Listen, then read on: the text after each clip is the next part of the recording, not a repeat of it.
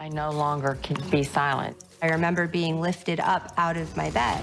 I said to my dad, I think something happened to me. We didn't know how many other victims there were, and still don't.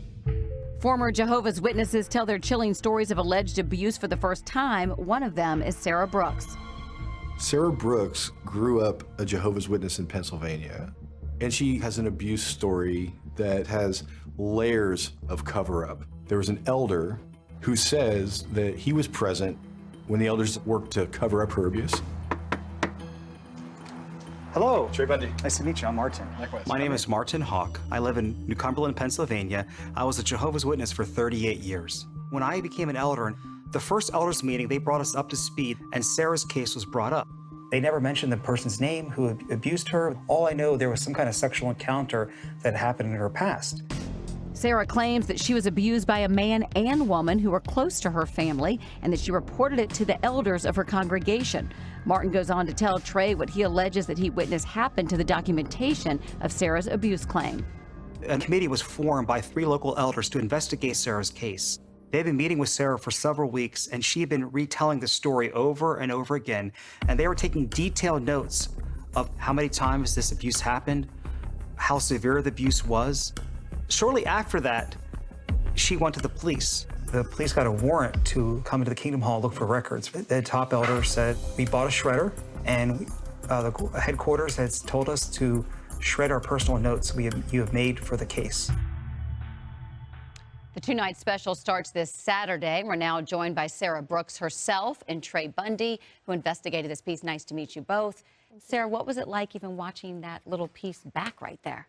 I mean, it's definitely a trigger. I mean, it's difficult to watch. It was difficult to go through then. It's still just as difficult to go through now, but there's a weight that's been lifted off my shoulders in telling it and having people listen and to believe my story and to help me fight this fight like Trey. Trey, when you started investigating this, at what point did you realize how big this actually was? We figured out pretty early in the reporting that not only were the Jehovah's Witnesses covering up a lot of child abuse, but they were actually holding on to a database of names of child abusers all over the country. And that this database had been secret from the courts, secret from law enforcement, and that these perpetrators were out there, and that's when we knew. So what's going on with the database now?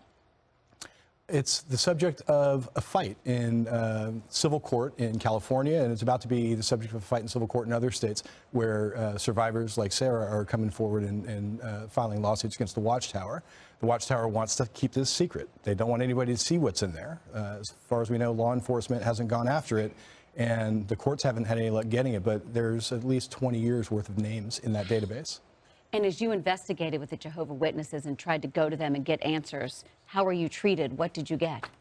Well, the Watchtower Bible and Tract Society, which is the headquarters of Jehovah's Witnesses in New York, they've refused every interview request. They've refused to give meaningful comment on any of our stories. This goes back 5 years, so they're essentially hoping the story goes away. I have had some experiences talking to individual Jehovah's Witnesses and congregations, and when you meet them, most Jehovah's Witnesses are shocked to hear that this is how child abuse is handled in their religion. What do you think about that, Sarah, when you hear that? There has to be others like you growing up within this, when you hear that most members are sort of shocked to hear these allegations or how they're handled. Yeah, I mean, for the longest time when I first was abused and shortly after, I thought I was the only one. There was no one that could ever have gone through what I went through. And it wasn't until I started telling my story more and realizing this is much bigger than I ever could have imagined, and I am by far not alone. And so this needs to be talked about and discussed and really brought out even more than what it has been, because I'm not alone. And so now we need to gather together and fight this together. What do you want to happen, Sarah? I want change. I want change within the Jehovah's Witness congregations. I want them all to be handled differently. The rules that are set in place for how sex abuse is handled within the congregations is wrong, downright wrong, and it needs to be changed, and they need to be stopped. Otherwise, they'll just continue to go on the way that they have.